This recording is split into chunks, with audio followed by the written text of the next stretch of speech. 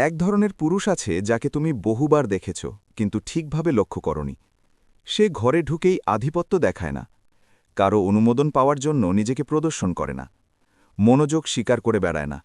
তবুও অদ্ভুতভাবে দৃষ্টি তার দিকেই যায়, বিশেষ করে তার দৃষ্টি। টাকার জন্য না, চেহারার জন্য না, বরং সে নিজেকে যেভাবে বহন করে তার জন্য। সে এমনভাবে চলে যেন পৃথিবীতে তার একটা নির্দিষ্ট জায়গা আছে। সে শোনে নিজেকে প্রমাণ করার চেষ্টা ছাড়াই। সে কথা বলে জিততে চাওয়ার তাগিদ ছাড়াই। আর ধীরে ধীরে তোমার মনে একটা প্রশ্ন আসে, সে মানুষটা আলাদা কেন মনে হচ্ছে? সত্যটা কোনো কৌশলে নেই, কোনো চালাকিতে নেই, নিজেকে রহস্যময় বানানোর অভিনয়েও নেই, খেলা খেলার মধ্যেও না। সত্যটা আছে আরও গভীর এক জায়গায়: স্পষ্টতা, স্থিতিশীলতা, আবেগ নিয়ন্ত্রণের ক্ষমতা, নিজের জীবনে নিজে দাঁড়িয়ে থাকার শক্তি, অন্য কারো জীবনের চারপাশে ঘুরে বেড়ানোর বদলে। এই বিশ্লেষণে তুমি দেখবে কেন আকর্ষণের পেছনে দৌড়ানো তোমার উপস্থিতিকে দুর্বল করে, কেন অতিরিক্ত পূর্বানুমেয় হওয়া তোমার প্রভাব কমিয়ে দেয়, এবং কিভাবে নিজের জীবনে প্রকৃত দিকনির্দেশ তৈরি করলে মানুষের প্রতিক্রিয়া স্বাভাবিকভাবেই বদলে যায়। এটা কোনো চরিত্রে রূপ নেওয়ার কথা নয়, এটা সম্পূর্ণভাবে নিজের ভেতরে প্রবেশ করার কথা। ১ নাম্বার পার্ট: মাধ্যাকর্ষণের নীতি। একটা বাস্তবতা আছে যেটা বেশিরভাগ মানুষ স্বীকার করতে চায় না, কারণ সত্যটা অস্বস্তিকর। গভীরভাবে যত্ন নেওয়ার কারণে সংযোগ নষ্ট হয় না। সংযোগ দুর্বল হয় তখনই যখন তোমার নিজের জীবন আর এগোয় না। এগোনো মানে শুধু লক্ষ্য বড় করা না, শুধু মূল্যবোধ শেখানো না। এগোনো মানে চলাচল, পছন্দ করার স্বাধীনতা, আর দিক নির্দেশের বিস্তার।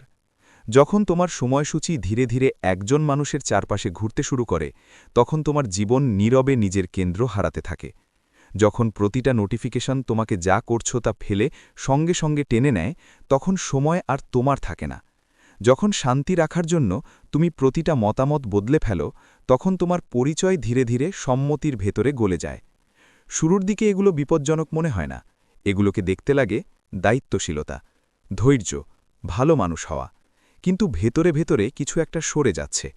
তুমি আর নিজের জীবনের লেখক থাকো না, তুমি হয়ে যাও অন্য কারো গল্পের সহকারী চরিত্র। মানুষ সহকারী চরিত্রের দিকে আকৃষ্ট হয় না, মানুষ আকৃষ্ট হয় এমন গল্পের দিকে যেগুলো জীবন্ত মনে হয়। মানুষের মন স্বাভাবিকভাবেই ঝোঁকে যার ভেতরে গতি আছে, যার ভেতরে অগ্রগতি আছে। ওগোছালতা নয়, অনিশ্চয়তা নয়, বরং সেই অনুভূতির দিকে যে মানুষটা কিছুর দিকে এগোচ্ছে, কিছু গড়ছে, কিছু হয়ে উঠছে। সে পথে আমরা থাকি বা না থাকি, এই জায়গাটাই একজন মানুষের গভীরতা তৈরি করে। গভীর মানুষ মানে এক কাজের মানুষ না, সে শুধু শ্রোতা না, শুধু সাহায্যকারী না, শুধু আশ্বাসের উৎস না। সে একটা ভূদৃশ্যের মতো, যেটা ঘোরা যায়, অন্বেষণ করা যায়, কিন্তু পুরোটা কখনো শেষ হয় না। এই অনুভূতিটাই বদলে দেয় মানুষ কিভাবে যুক্ত হয়। যাদের জীবনে উদ্দেশ্য আছে, যাদের গল্প এখনও চলমান, মানুষ তাদের সঙ্গে বেশি বন্ধন তৈরি করে। কারণ মানুষের মন শেষ হয়ে যাওয়া গল্পে আটকে থাকে না, মন টানে সেই যাত্রার দিকে যেটা এখনও সামনে এগোচ্ছে। যখন তোমার দিনগুলো শুধু প্রতিক্রিয়ায় কাটে, তখন তোমার গল্প থেমে যায়। আর যখন দিনগুলো সিদ্ধান্তের গড়া, তখন গল্প দিক পায়। এই কারণেই বাস্তব গঠনসম্পন্ন জীবন তোমার চারপাশে আলাদা এক আবহ তৈরি করে। যখন তোমার সামনে থাকে মনোযোগ দাবি করা চ্যালেঞ্জ, তোমাকে ধারালো করা বন্ধুত্ব, তোমাকে টেনে বড় করা লক্ষ্য, আর তোমাকে পথ দেখানো সীমারেখা, তখন তুমি কোনো জায়গায় ঢোকো না ভর পাওয়ার জন্য, তুমি ঢোকো ভর হয়ে। এই উপস্থিতি ব্যাখ্যার আগেই অনুভূত হয়। তুমি কথা বলো প্রত্যাশা থেকে না, উদ্দেশ্য থেকে। তুমি শোনো প্রয়োজনীয় হয়ে ওঠার অপেক্ষায় না। তুমি সিদ্ধান্ত নাও অনুমোদনের জন্য না, নিজের মূল্যবোধের সাথে মিলিয়ে। এটা তোমাকে কঠিন বানায় না, এটা তোমাকে সংজ্ঞায়িত করে। ২ নাম্বার পার্ট: অভ্যন্তরীণ কাঠামো। একটা সূক্ষ্ম পরিবর্তন ঘটে যখন তুমি নিজেকে এমন একজন হিসেবে দেখা বন্ধ করো যে নির্বাচিত হওয়ার অপেক্ষায় আছে, আর শুরু করো এমন একজন হিসেবে বাঁচতে যে নিজেই নির্বাচন করে। তখন পুরো সম্পর্কের গতিপথ বদলে যায়।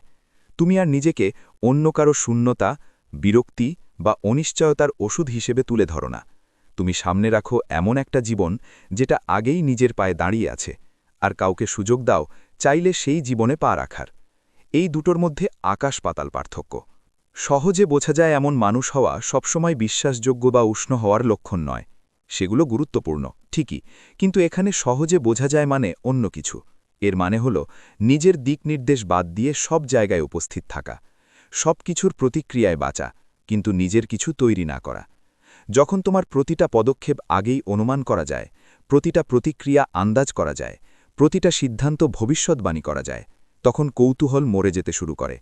কিছু নতুন আবিষ্কারের অনুভূতি থাকে না, কোনো যাত্রায় প্রবেশ করারও অনুভূতি থাকে না। আর আবিষ্কার না থাকলে যোগাযোগ ধীরে ধীরে রুটিনে পরিণত হয়। রুটিন আরাম দেয়, কিন্তু গভীরতা ছাড়া আরাম শেষ পর্যন্ত পেছনের শব্দ হয়ে যায়। এর প্রতিষেধক দূরত্ব নয়, ঠান্ডা আচরণও নয়, মানসিক দেওয়াল তোলাও নয়।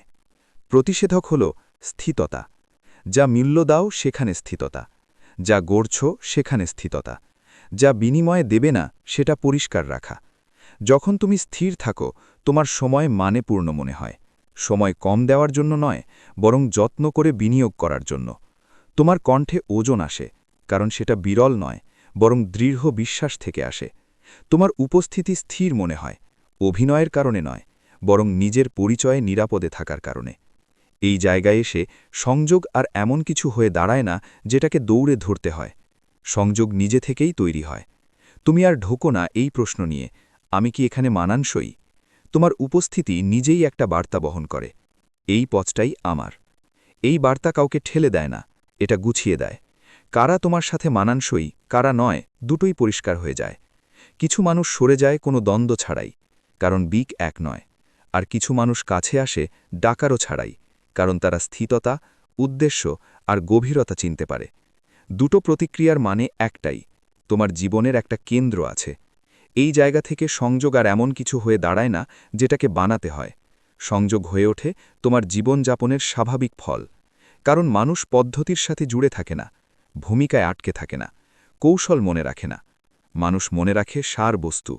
সেই অনুভূতি, কারো পাশে দাঁড়িয়ে মনে হওয়া যে সে নিজের জায়গা নিতে কারও অনুমতির অপেক্ষায় করছে না। যে মানুষটা মুহূর্তের জন্য ছোট হয় না, আবার প্রভাব ফেলতে গিয়ে বড়ও হয় না। যে নিজের দিক নির্দেশে দাঁড়িয়ে থাকে আর অন্যদের সুযোগ দেয় সেখানে এসে তাকে পাওয়ার। কথাগুলো ঝাপসা হয়ে যেতে পারে, মুহূর্তগুলো মিলিয়ে যেতে পারে, কিন্তু যে স্থিততা তুমি বহন করো, যে গতি তোমার জীবনে আছে, সেটা থেকে যায়। এটাই তোমার স্থির কেন্দ্র। আর একবার এটা তৈরি হলে তোমাকে আর মিল খুঁজতে হয় না, নিজের মূল্য প্রমাণ করতে হয় না, সংযোগের কারণ বানাতে হয় না। তুমি এগিয়ে যেতে থাকো নিজের মতো করে। আর যারা সেই পথে হাঁটার জন্য তৈরি, তারা নিজেরাই তোমার দিকে আসতে শুরু করে। যদি এই কথাগুলো তোমার ভেতরে কিছু নড়াচড়া করায়, তাহলে থেমে যেও না। মন্তব্যে শুধু একটা শব্দ লেখো, যে মানুষটায় তুমি পরিণত হচ্ছ।